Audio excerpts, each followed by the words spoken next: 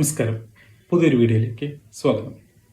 July 1 Marunadan Malayali എന്ന YouTube ചാനലിൽ ഒരു വീഡിയോ കണ്ടു.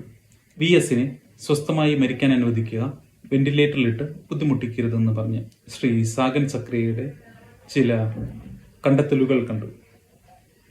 പക്ഷേ എനിക്ക് ചോദിക്കാനുള്ളത് മിസ്റ്റർ സാഗൻ സക്രിയോടാണ്. ഡോക്ടർമാർ പറയുന്നു അദ്ദേഹം മരുന്നിനോട് പ്രതികരിക്കുന്നുണ്ടെന്ന്.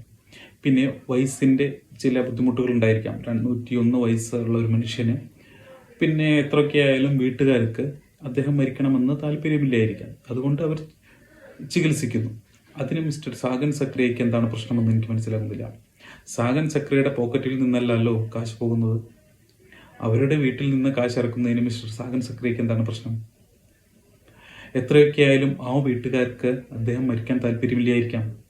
അദ്ദേഹത്തിന് മരണത്തിൽ വിട്ടുകൊടുക്കാൻ അവർക്ക് താല്പര്യമില്ല. അതുകൊണ്ട് അവർ ചികിത്സിക്കുന്നു.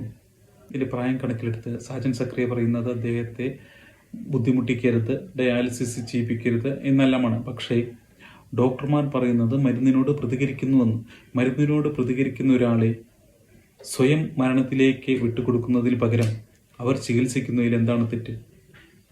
മരുന്നിനോട് പ്രതികരിക്കുന്നില്ലെങ്കിൽ സാജൻ സക്രിയ പറഞ്ഞതിനോട് നമുക്ക് യോജിക്കാം. പക്ഷേ ഇവിടെ മരുന്നിനോട് പ്രതികരിക്കുന്നുണ്ടല്ലോ.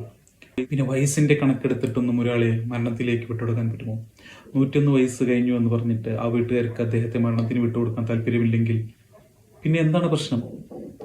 ന്യൂസ് ചാനലുകളിലെല്ലാം കുറച്ച്, അല്ലെങ്കിൽ മീഡിയ ചാനലുകളെല്ലാം ഇപ്പോൾ ഹോസ്പിറ്റലിൻ്റെ മുൻപിലാണെന്ന് വേണമെങ്കിൽ പറയാം. കൃത്യ എക്സ്ക്ലൂസീവ് ന്യൂസിന് വേണ്ടി കാത്തിരിക്കുന്ന മീഡിയാസാണ് ഇപ്പോൾ കേരളത്തിലുള്ളത്. എല്ലാം ഓരോ മണിക്കൂർ കൂടുമ്പോഴും VSൻ്റെ അപ്ഡേറ്റ്സുകൾ അവർ പബ്ലിഷ് ചെയ്യുന്നു. ഇതെല്ലാം എന്തിനാണ്?